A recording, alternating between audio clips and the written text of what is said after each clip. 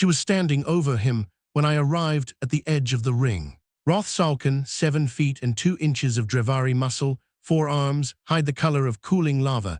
A tail club that had put 3 students into regeneration therapy in a single semester was face down on the mat of sparring ring 16. His crest, the gold-banded ridge that rose on its own whenever he was angry, which was often, lay flat against his skull. His breathing was wrong, not stopped, wrong. Dara Vessel stood over him with her hands open at her sides. That detail stayed with me. She had just done whatever she had done to a Drevari champion in front of 60 students from 6 species, and her hands were open, loose. Fingers slightly separated, held at mid-thigh, the way you hold your hands when you are waiting for a transit door to open. There was no blood on them, no shaking. Her chest rose and fell in measured counts, like someone finishing a run they had planned in advance. Senior Instructor Kaveth Norland dropped from the observation platform in one vault and crossed the ring at a pace I had never seen from a Threvany his age. His medical beacon was screaming. He stopped 2 steps from Dara and looked at her, then at Salkin, then at her hands. I clicked my secondary jaw so hard the student beside me flinched. That was the moment I understood I had been wrong. Not about one thing, about all of it. You are going to want to hear what she said next. Stay with me. 3 hours earlier, I had been strategically average. I use that phrase because it is accurate. Pelin Auras, 3rd-year Keltoran cadet at the Vondrath Combat Institute, not at the top of my cohort and not at the bottom, smart enough to survive the coursework, not gifted enough to be noticed by the faculty. My secondary jaw clicked when I was stressed, which my classmates found either endearing or irritating depending on the day, and I had a reliable habit of correctly identifying which way a situation was going to go, just slightly too late for the information to be useful. 3 hours before Salkin hit the mat, I was standing at the south wall of Hall Bran, watching him scan the room. Hall Bran is the largest training floor at the Institute. 4 centuries of combat instruction have worn the reinforced composite floor smooth in patterns that trace the preferred footwork of every species that has trained here. The air smells of ozone and dry heat from the sparring fields and something mineral underneath that I always assumed was old effort baked into the walls. The equipment racks along the north face hold training weapons from 11 systems, dulled, weighted, regulation certified, but real enough in shape that you feel the lineage of them when you pass. The observation platform runs the full perimeter, 12 feet above the floor, with the emergency halt console at the instructor's station on the east side. Roth Salkin was standing at the center of it, all with his crest fully extended and all 4 arms crossed over his chest, and everyone in Hall Bran knew what that meant. I had been watching Salkin for 3 years. You learn to watch the ones who set the pattern of a room, especially when the pattern they set is a bad one. His crest rose on its own under aggression, a Drevari reflex he could not control, and when it was up like this, fully banded, catching the overhead light, it meant he had already picked a target and was deciding how to approach the selection. He had done this before. He had done it 19 times in 4 years, by the count I had assembled from incident reports and corridor talk, which is the only reliable record-keeping at an institution where certain surnames carry administrative weight. 19 students, 19 incidents, 0 disciplinary outcomes. The Salkin Consortium had contributed to the Institute's renovation fund 3 times in 4 years. Nobody wrote that in any report, but everyone in Hall Bran that afternoon knew it. I was watching Salkin's crest and thinking about none of this, or rather, I was thinking about all of it the way you think about weather, a fact of the environment, a condition you account for and do not question. That was my first mistake of the afternoon. It would not be my last. The Terran cadets had been here 26 months. There were 11 of them. I had interacted with 4. My interactions had been brief and courteous, and I now understand, almost entirely useless in terms of what I was actually observing. Humans are bilaterally symmetrical, soft-tissued, origin gravity, roughly equivalent to Keltoran standard. No natural armor, no secondary limbs, no tail for balance or impact. The official compact assessment at the time of their membership application had noted high endurance-to-mass ratio and a documented history of 11,000 years of continuous armed conflict, which the committee had filed under cultural footnotes rather than tactical profile. I had read that summary line once and assumed I understood it. Dara Vessel had been at the Institute for 3 weeks. In that time, I had heard her speak maybe 8 times, always brief, always enough. She had a way of answering questions that gave you exactly what you asked for and nothing you did not, which I had interpreted as introversion and now understood was something else entirely. She trained at the wait stations in the early sessions before most cadets arrived and left without drawing attention in either direction.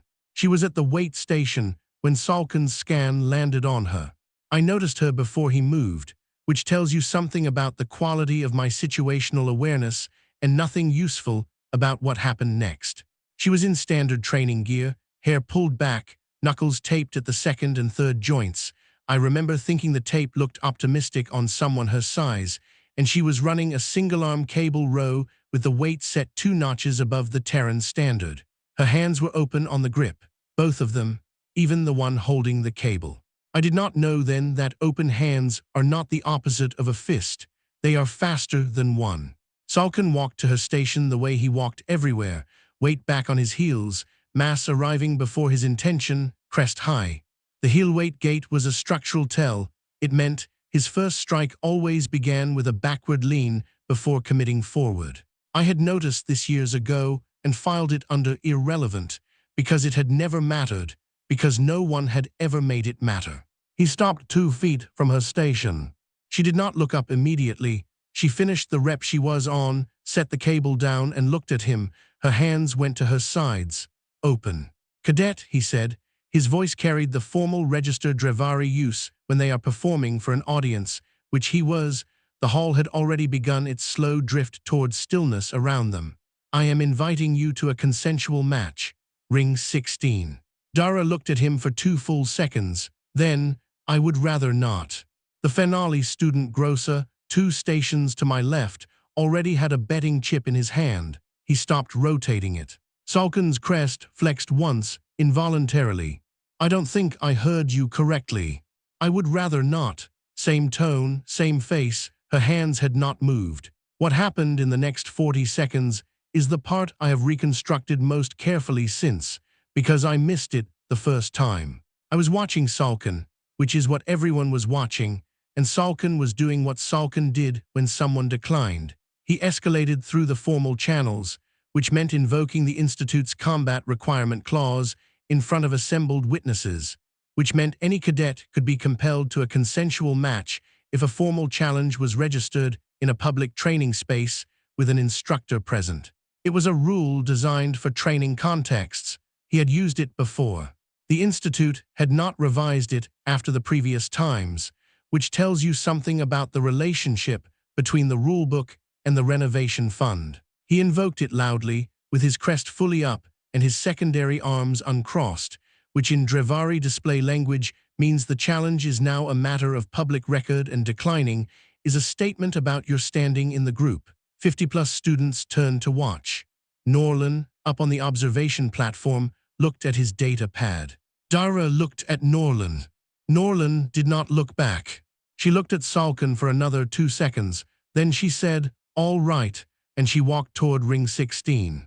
I watched her walk and I thought, resigned, I thought, she knows she cannot refuse without cost, and she is choosing the one she can survive. I thought about the betting chip in Gross's hand, and I thought briefly about whether I wanted to place something on the outcome, and I decided against it because I was strategically average, not stupid. I was about to discover those were not the same thing. Prenal Threvany second-year, career military family, one of the sharpest tactical readers in our cohort, had taken a position at the ring's edge before anyone else moved. I drifted beside him. 5-1 on Salkin, I asked. He did not answer. He was watching Dara walk. Prenal. Quiet, he said, not sharp, just focused. He was watching her hands. I looked at her hands, open, loose, still. She looks calm, I said. Yes, Prenal said, she does. Something in his tone made my secondary jaw tick once, soft, which I ignored. The energy field at ring 16's perimeter came up at full blue advanced match protocol, which meant the standard 2-meter boundary markers were active, and the manual halt required Norland to physically engage the override panel on the east platform rail. Standard procedure. He had taken his position there. I could see him settling in, data pad under one arm, the expression of a teacher who has presided over this configuration before and expects it to resolve in under 4 minutes. Salkin entered the ring from the north. He rolled his shoulders, all four, in a slow outward rotation that made his secondary arms pop at the joint, and he brought his tail around in a slow figure arc that made the floor vibrate when the club end passed through its lowest point. His footwork was the exhibition sequence from Drevari formal combat tradition, 6 beats with a stamp on the third, meant to communicate mass and commitment and the specific message that the opponent should have declined when they had the chance. The students along the ring's edge had gone quiet in the way a crowd goes quiet when it has already decided the outcome and is waiting for the moment to confirm it. Dara walked to her mark on the south side of the ring. She stood loose. Her hands were open at mid-thigh. She was not watching his display. She was watching his feet. Norland's voice came from the platform. Consensual match, ring 16. Both parties confirm readiness. Salkin confirmed with a strike of his fist against his chest, a crack that carried across the hole. Dara said, ready, and it was the same voice she had used at the wait station. The same voice she had used when she said she would rather not. I did not understand yet that it was always the same voice. Norland said, begin. Salkin's first strike came in 3 strides. He closed the distance fast for his size, all 4 arms converging into a hammer formation, primary arms high, secondary arms driving from the sides, the kind of combined strike that, when it lands, removes the question of the fight entirely. I had seen him use it twice before. Both times it had ended things in under 2 seconds. His fists hit the mat. The sound was a crater, the composite surface dented at the impact points. The air displacement pushed outward, and I felt it from the ring's edge, a pressure wave from 4 Drevari arms hitting empty space at full commitment. Dara was not in empty space. She was 2 feet to his left. The movement she had used was not a jump. It was not even a full step. It was a weight transfer, minimal and precise, the kind of motion that burns almost nothing because it uses almost nothing, just enough, just in time, while her feet stayed roughly where they had been and her center moved around what was coming rather than away from it. I did not catch it in real time. I reconstructed it afterward from memory, the way you reconstruct something you looked directly at but did not see. She was inside his guard before he had finished recovering his arms. Her elbow came up and found the junction below his secondary arm connection on the right side, a gap in the Drevari chest plate arrangement, roughly the width of 2 fingers, where the layered hide thins over the joint housing. It is not a famous target. It is not the kind of strike you find in the standard compact combat manual, because the standard compact combat manual was not written by anyone who had spent years learning, where the gaps were in every species they might be called on to fight. The sound it produced was not the crack of a bone strike. It was a compression, a wet, sudden catch, and then Salkin made a noise I had never heard from him. Not a roar, not a combat shout, something involuntary and short, like a system briefly losing pressure. His crest flickered. The hole had been loud up until that moment, low talk, the shuffle of positioning, Grosser's running commentary to the student beside him about the odds. In the space after that sound, it went the wrong kind of quiet, not the quiet of completion. The quiet of 60 students recalibrating simultaneously. My secondary jaw clicked twice before I caught it. Salkin recovered fast. I want to be clear about that because it matters.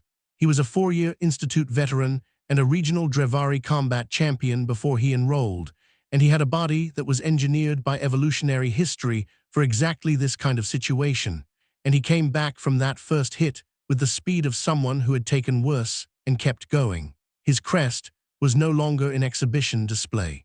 It was tight to his skull, which in Drevari expression means pain is being managed, which is different from pain not being present. He brought his tail around. The tail club on a full-grown Drevari male is not decorative.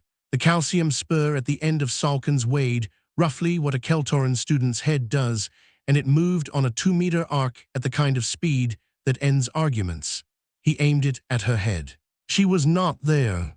She went down, smooth and low, spine parallel to the floor, in a motion that should have been slower than it was because it went against every instinct that says, when something is coming at your head, you move away from it. She moved under it. The club passed through the air where her skull had been and completed its arc into nothing, and by the time it had finished, she was already coming up. Inside his guard again.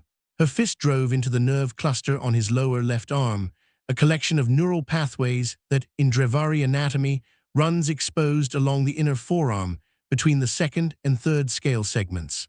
I learned this specific anatomical fact 2 days after the fight from a medical reference I pulled because I needed to understand what I had watched.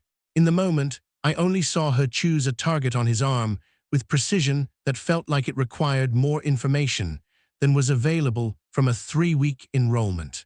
Salkin's lower left arm went non-functional, not broken, not even injured in any lasting way. The nerve cluster, when struck correctly, produces a temporary interruption, maybe 40 seconds, maybe a minute. Enough. He stood for a moment with 3 working arms and a tail he had just swung into nothing, and his crest was doing something I had not seen it do before, cycling between positions, half-raised and half-flat, which a Threvany classmate told me later indicates a Drevari's threat response system receiving input it cannot categorize. Grosser, beside me, had stopped talking entirely. The betting chip was in his hand, and he was not rotating it. Prenal said, quietly enough that only I heard it, "She's not reading the fight." What? She already finished reading it. He was watching her feet. She's waiting for him to catch up. I clicked my jaw and said nothing. There was nothing useful to say. He was right. I could see that he was right, but I did not yet have the framework to understand what it meant. I knew what a fighter who was winning looked like. I did not know what a fighter who had already won looked like while the fight was still technically in progress. Salkin dropped the formal combat forms.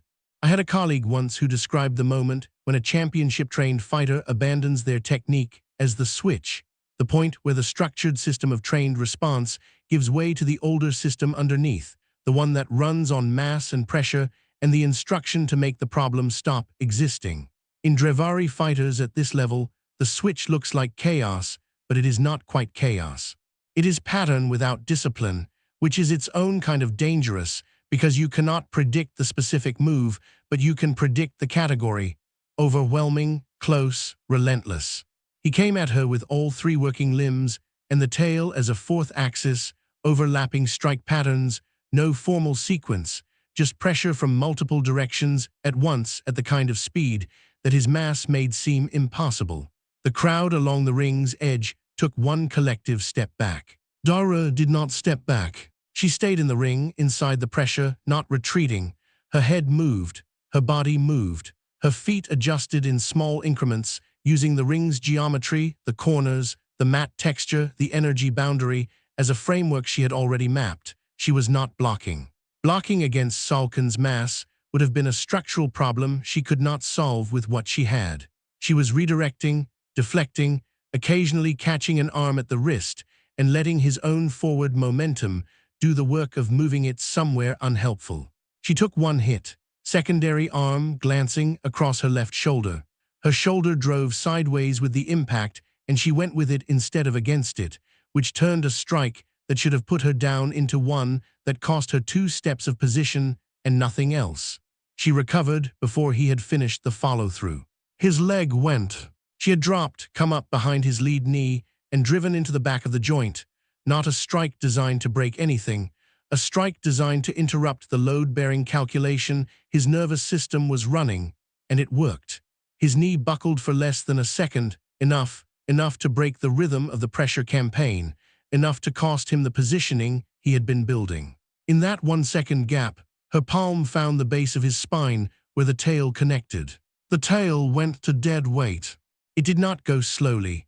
One moment it was a weapon dragging on the arc. The next it was 2 meters of bone and muscle lying on the mat, completely unresponsive, still attached to Salkin, but no longer available to him. He staggered with the sudden asymmetry of it, That much mass leaving your operational inventory at once changes how the floor calculates under your feet. Ancestors, someone breathed. I am fairly certain it was me.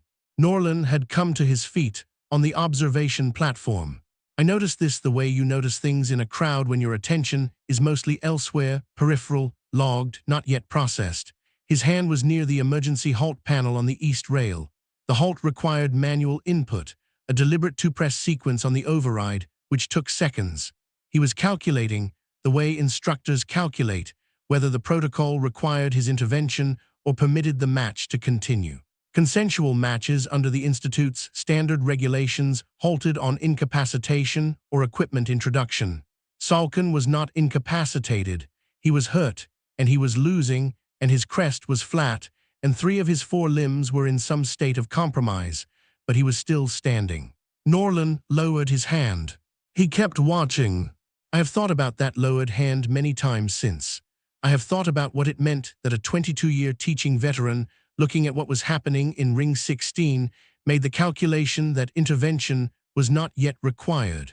I have come to believe he was not wrong under the letter of the protocol. I have also come to believe that is precisely the problem. Salkin was bleeding from the junction point on his right side, not heavily enough to see. He looked at Dara.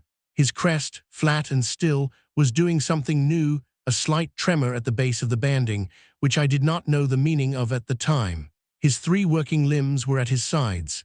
His tail lay on the mat behind him. The hole was very quiet. Dara stood 4 feet from him, hands open at mid-thigh, breathing in the same measured counts she had been using since the match started. She was looking at him with the expression I had seen in the cold drop, the one I had misread as disappointment, and which I was beginning to understand was something more specific than that. It was the expression of someone who had hoped not to be right about a prediction, and was. Salkin looked at his tail on the mat. He looked at the equipment rack on the north wall of Ring 16. I saw him decide. I want to say that someone stopped him. I want to say that the room moved, that Norlin's hand found the panel, that one of the 60 students watching found their voice. I want to say that the system worked the way it was supposed to at the moment when it most needed to. What actually happened is that the hall produced a sound I had never heard before and have not heard since, 60 students from 6 species drawing breath simultaneously, and Roth Salkin, bleeding and stripped of formal technique, reached the north equipment rack and closed his hand around a training blade. The blade was dulled. It was real. Norlin's hand was moving. Dara turned toward the blade. She closed the distance. That is the part nobody in Hall Bran was ready for. Not Norlin, whose hand was moving toward the panel but not yet there. Not Salkin, who had the blade and the reach advantage and 2 working primary arms. Not me, not Grosser, not the 60 students pressed against the ring boundary who had all learned, at some point in their training, that when an opponent draws a weapon and you have none, you create distance. You buy time. You wait for intervention. Dara walked toward the blade. Not a charge, not a run. The same measured pace she had used crossing the floor to the ring in the first place, the walk of someone who had already decided and was simply covering the ground between the decision and the outcome. Her hands were open at her sides. Her eyes were on Salkin's wrist, not the blade. Salkin hesitated. I want to be precise about this because I spent time afterward asking myself if I had imagined it. He did not hesitate because he was afraid. He hesitated because his entire read of a fight, the system he had been running successfully for 4 years, was built on a single input that was not arriving. His opponents communicated fear. They communicated it in their bodies, their voices, their distance management, the way they angled themselves toward exits. Dara communicated nothing. She walked toward him at a measured pace with open hands, and whatever pattern recognition system he had been using to run this fight looked at that data and produced no output. He swung. She was already inside the arc. She caught his wrist with both hands, not a grab, a controlled capture, redirecting his forward momentum rather than stopping it, and turned her body into his, using his own mass as the mechanism. The leverage principle involved is not complicated. The application of it, in the space of under 1 second, against a Drevari arm that outweighed her by a significant margin, with correct hand placement on the joint and the right angle of body rotation to make the physics work in her favor. That part required things that are not taught in weekend courses. The blade hit the mat. The sound it made when it landed was smaller than I expected. A thin, flat crack, nothing proportional to what it had meant 3 seconds earlier. Salkin did not hit the mat yet. She held him in the capture position for a fraction of a second, his wrist still controlled, his momentum spent, and I saw her make a choice. She could have ended it there, with him off balance and one arm controlled. Instead, she stepped through, found the angle behind his left ear, the auditory ridge, and just past it, where the skull's external plate thins over the vestibular housing, and her elbow came around once, measured at a force that was clearly calculated because the result was clearly calculated. Not a killing strike, not even a damaging one in the lasting sense. A disorientation strike. Specific. Chosen. Salkin went down controlled. She managed his descent with one hand still on his wrist, guiding the fall so his crest did not impact the mat first. He landed face down and did not get up. His breathing was wrong again, the same wrong as in the cold drop, shallow and rhythmically off, the breathing of a nervous system that had been asked to handle too many inputs and had chosen to reduce the number of systems it was running. She stepped back 2 paces and stood over him. Hands open, still. The hole did not make the sound I would have expected. There was no cheer. In my experience of institute matches, resolution produces noise from the winner's cohort if nothing else. What happened instead was that 60 students from 6 species stood at the ring's boundary and said nothing, and the silence had a quality I can only describe as the sound of a room trying to catch up to itself. Grosser was looking at the chip in his hand. He was looking at it the way you look at an object that has become a symbol of something you would prefer not to examine too directly. 5-to-1 odds on Salkin. He had not placed the bet, and he was having the same thought I was having, which is that there is a difference between not placing a bet because you are cautious and not placing a bet because you saw something coming. We had both been cautious. Neither of us had seen anything coming. Norlin vaulted the railing. I had not seen a Threvany his age move that fast. 22 years of teaching at the Institute had not made him slow, exactly, but it had made him deliberate. He moved through Hall Bran with the economy of someone who had learned that urgency was usually performance. This was not performance. He crossed the ring floor in 6 strides, his medical beacon already transmitting, and he stopped 2 steps from Dara and looked at her, and then at Salkin, and then at her hands. "Step back," he said. She stepped back, 2 paces precise. Her hands did not change. Norlin crouched beside Salkin. He ran the beacon across the cracked chest plates, the non-functional arm, the dead tail, the strike behind the ear. The beacon's readout was visible from where I stood at the ring's edge. 3 cracked chest plates, fractured wrist, severe concussion, tail nerve interruption, bruising at the right side junction point. The medical drones were descending from their housing in the ceiling before he had finished the scan. He stood and looked at Dara. "Your file says prior self-defense training," he said. She looked at him for a moment. "That is technically accurate." "What kind?" It was not phrased as a question. He had been teaching for 22 years, and he knew the difference between a question and a request for information, and this was the second thing. "Terran Rapid Response Corps," she said. 9 years, 2 theater deployments, close quarters instruction for the final 36 months. Norlin's mandibles stopped moving. In Threvany expression, the mandibles manage microemotion constantly, small adjustments, processing tells, the physical equivalent of a face working through something. I had watched Norlin's mandibles for 3 years of instruction, and they were always in some state of motion. They stopped completely. He stood in the ring with Salkin's unconscious body between them and processed what he had just been told with the expression of a man who had been handed information he could not yet find the correct shelf for. "All of that is in my application file," Dara said. Her voice was the same it had always been. "It was filed under prior self-defense training." Norlin turned slowly and looked at the observation platform. His data pad was on the console, face down, where he had placed it at the beginning of the match. I clicked my secondary jaw so hard the student beside me heard it and took a step sideways. Here is what I did not know that afternoon. standing at the edge of Ring 16, jaw clicking, running the wrong calculations. I did not know that the Terran Rapid Response Corps was a rapid deployment force active in two of the more contested conflict zones of the last decade, the kind of assignment where theoretical training ends immediately and the only curriculum that survives contact is the kind you cannot find in any academy's reading list.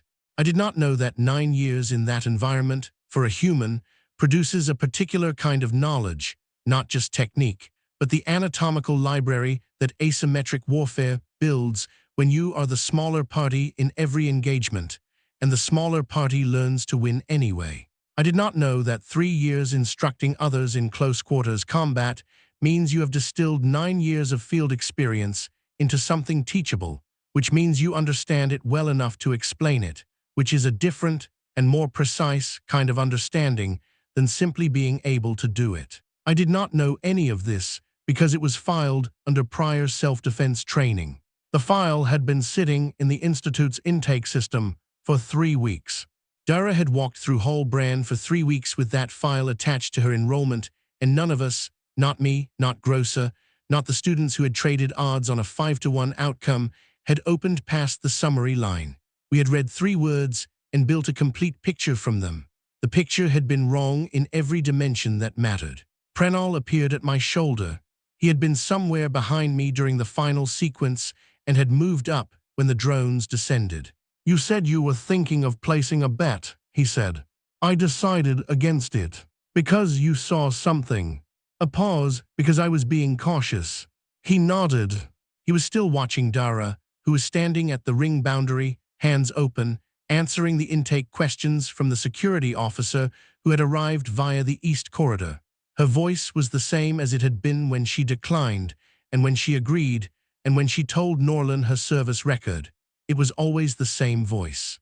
"What did you see?" I asked him, "at the beginning when you said quiet."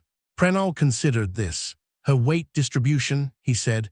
She was set for movement, not display. Everything about her said she had already decided what she would need to do and was waiting for the geometry to give her the opening. He paused, and her hands. She was not holding them loose because she was calm. "Why then?" "Because loose is faster."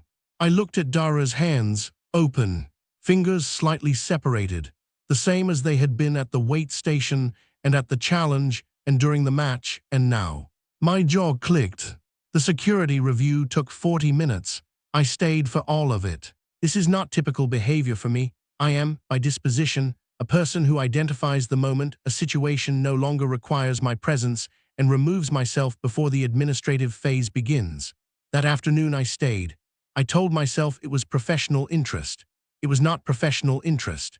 It was the specific discomfort of a person who has been wrong about something important and needs to watch the correction happen to be sure he has understood what he was wrong about. What I watched, Norlin filing the incident report himself, which his administrative aide told me later he had not done personally in 11 years.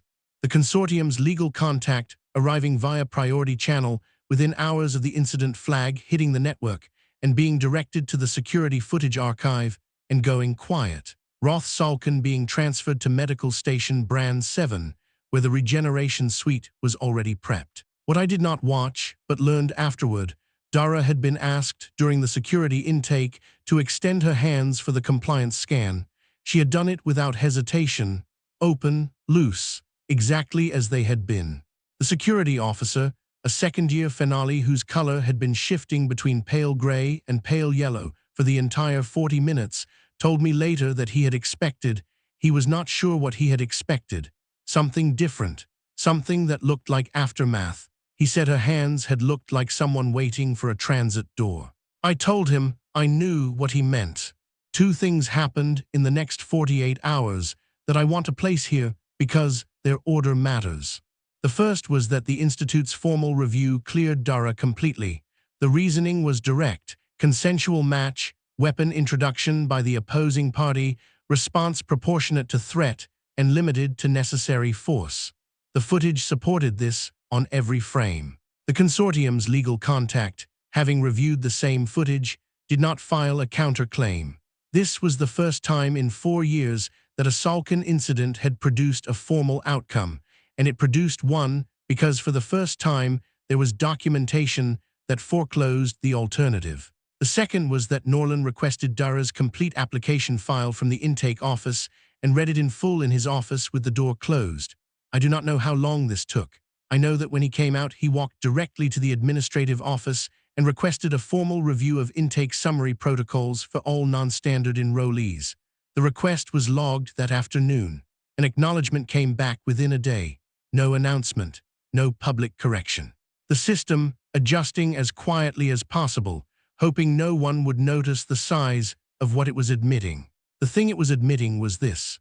For 26 months, the Compact's flagship training institution had been looking at 11 Terran cadets and reading the summary line, not the file, not the background, not the history that explained why a species with no natural armor and no secondary limbs had been at continuous warfare for 11,000 years and was still here to apply for membership. The summary line, 3 words, filed under the wrong category. I graduated 8 months after the afternoon in Hall Bran. In my exit interview, the faculty assessor, a senior Threvany I had not spoken to outside of formal evaluations, asked me what I considered the most significant thing I had learned in my time at the Institute. I thought about the coursework, the tactical frameworks, the probability modeling I had spent 3 years getting adequate at, the command structure theory, all of it real, all of it useful, none of it the answer I was about to give. Read the file, I said, not the summary, the file. He made a note. Whether he agreed or understood what I meant or simply recorded it as the answer of a student he would not remember, I cannot say. Salkin returned to the Institute 6 weeks after the incident. I was in the North Corridor when he came through the main entry. He was walking differently, weight distributed evenly now, neither heel-heavy nor performing anything. His crest lay flat in the resting position, which on a Drevari is neutral, not subdued, but which on Salkin I had only ever seen when he was sleeping in the common room. His secondary arms were loose at his sides. He passed 3 students from his previous cohort without acknowledging them, which was new, and stopped at the assignment board to check his revised schedule, which included mandatory counseling twice a week and a formal academic probation notation that the board displayed in a different color from standard entries. He did not look at ring 16 when he passed Hall Bran. I watched him from the corridor junction and did not click my jaw. I had been practicing that. Whether what was happening to Salkin was growth or performance, I genuinely could not say. I had been wrong too many times in that hall to trust my read of him now. What I could say was that 3 students he had previously put in medical station, Bran 7, received short written communications from him in the first week of his return. I know this because one of them told me, surprised, asking if I knew what it meant. I said I did not know. I said I thought he should take it at face value for now and reassess later. This is, I have come to understand, the most honest advice I am capable of giving. The curriculum change was announced without ceremony. A revised course listing appeared in the Institute's academic catalog 3 weeks after the incident. Human asymmetric warfare methodology, newly classified as a foundational elective, required reading for all third-year cadets pursuing command track, available as an open elective for all others. The course had previously existed as an advanced specialty listed under supplementary combat theory, which meant it was available to students who already knew enough to know they wanted it. The change moved it earlier and made it easier to find. Enrollment filled in under 4 hours. I do not know who pushed the change through. I have suspicions involving a particular Threvany senior instructor who had been teaching for 22 years and had recently begun reading intake files in full. But suspicions are not evidence, and in any case the change happened, which is the part that matters. 11 new Terran cadets arrived the following month. I saw them in the orientation corridor on their first day, 11 humans in standard issue training gear, hair at various lengths, knuckle tape on several of them. They were doing what first-day cadets do, reading the assignment boards, identifying their dormitory allocations, exchanging the careful preliminary conversation of people who do not yet know which of the strangers around them will become relevant to their lives. They looked like what they were, new students, ordinary. I watched them for a moment and thought about what was in their files that nobody would read, until something forced them to, and I felt a specific discomfort that I have come to think of as the appropriate response to that thought. Dara taught voluntary sparring sessions on the second and fourth morning of each week. She had offered this without being asked, which surprised me when I heard it, and then did not surprise me at all when I thought about it for more than a few seconds. She had come to the Institute to study command doctrine. She had not come to prove anything about herself, or about Terrans, or about the Compact's assumptions. The sparring sessions were not a statement. They were, as far as I could observe, an offering. Here is something I know. Here is where I will be if you want to learn it. Attendance started at 4 students in the first session and reached 31 by the end of the second month. I attended once. This is not a confession I make easily. I am, as I have noted, strategically average, and I had the normal amount of pride about that designation that causes people to avoid situations where their averageness will be confirmed in front of witnesses. But I went. I stood in a practice circle across from a human woman who had 9 years of knowledge I had spent 2 years not knowing existed, and I lasted 4 minutes before she had me in a position I could not get out of without assistance. She let me out of it without comment, which was kind. She moved to the next student. Her hands were open at her sides when she walked between students. Here is the moment I need to account for. 3 days after the incident, before the formal review had completed, before the curriculum change, before any of the institutional machinery had finished deciding what to do with what had happened, Dara was asked to come to the security office for a final compliance review. Standard procedure after an incident of that classification. She walked in, sat down across from the intake officer, and when he asked her to extend her hands for the biometric compliance scan, she did. Open, loose, fingers slightly separated, held at mid-thigh height, which is the natural position when you are seated and your hands are at rest, and also, as I now know, the neutral-ready position from which certain Terran close-quarters disciplines begin and return. The security officer looked at her hands for a moment. He ran the scan. He did not say anything. I heard about this from the officer himself, a second-year Phenali whose color had shifted between pale gray and pale yellow for the entire incident review period. He told me he had been expecting something different. He was not sure what. Something that looked like aftermath, he said. Something that communicated what had happened and what she had done and what it had cost her. Her hands looked like someone waiting for a transit door, he said. I told him I knew exactly what he meant. That was when I understood. Not in a sudden way, not the way understanding arrives in stories, clean and complete. In the slow way where the information was already there and I was simply finally arranged to receive it. The hands had never changed. Not at the wait station, not at the challenge, not during the match, not standing over Salkin, not at the security desk 3 days later. The same position, the same looseness, the same openness. We had spent the whole time reading them as a statement about Dara. They were not. They were just her hands, doing what her hands did. It was us who had been different before and after, and it was us who had changed. No warning, no declaration, no preparation. That is what Roth Salkin had given the students he put in the medical bay over 4 years. That is what the consortium's credits had given the Institute's disciplinary process. That is what the summary line had given everyone who read it. No preparation for what the file actually contained. Dara had given something different. She had given 2 refusals, clear and direct. She had given Salkin every reasonable opportunity to choose a different outcome. She had spent 9 years learning how to end things quickly, and she had used all of them in Ring 16, making sure it took longer. That is the part the Compact was still adjusting to 8 months later when I graduated. Not that a human had won a fight. Fights are won. The records are full of upsets and reversals and outcomes that did not match the pre-match odds. The Compact had processed those before.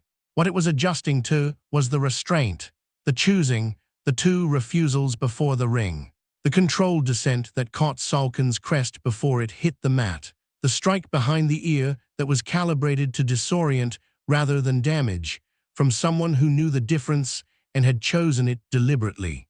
The hands that were always open, not because she was relaxed, not because she was afraid, not because she was resigned, because open hands are faster than closed ones, and she had known from the moment he crossed the floor to her wait station that she might need to be fast, and had spent the entire conversation hoping she would not. The compact had spent 2 years looking at humans and asking, are they capable enough? The question had always been wrong. I graduated in the top 12% of my class. This is the detail I lead with at academic functions because it is true, and because it communicates something accurate about my abilities, and because the real thing I want to say is not appropriate for academic functions. The real thing is this. The most useful thing I learned at the Vondrath Combat Institute was something I learned in the first 30 seconds of a fight I was not in. She told him she would rather not. She meant it. She meant it in a way that Roth Salkin, for all his 4 years of institutional protection and all his mass and all his crest display and all his certainty, did not have the information to understand. She meant it the way someone means something when the alternative is a thing they have been trained to do and would prefer not to, because they know what it looks like, and they know what it costs, and they have made a considered choice to hold it back for as long as possible. The compact spent 2 years assuming that because humans said things like that, I would rather not, I would prefer not, let's find another way, they were the ones who should be afraid. I graduated in the top 12% of my class. I am, and have always been, strategically average. The most useful thing I learned was in the first 30 seconds of a fight I was not in, and it was this. When a human tells you they would rather not, believe them. Not because they are asking for mercy. Because they are offering it. The last time I saw Dara Vessel before I graduated, she was in Hall Bran. Not in the ring. At the weight station, the same one, the south wall, the cable machine with the weight set 2 notches above Terran standard. Standard training gear, hair back, knuckles taped at the 2nd and 3rd joints. Her hands were open, on the grip. I watched her for a moment from the corridor. She did not see me. She ran the set the cable down, rolled her neck once, reset her grip. I went to my exit interview.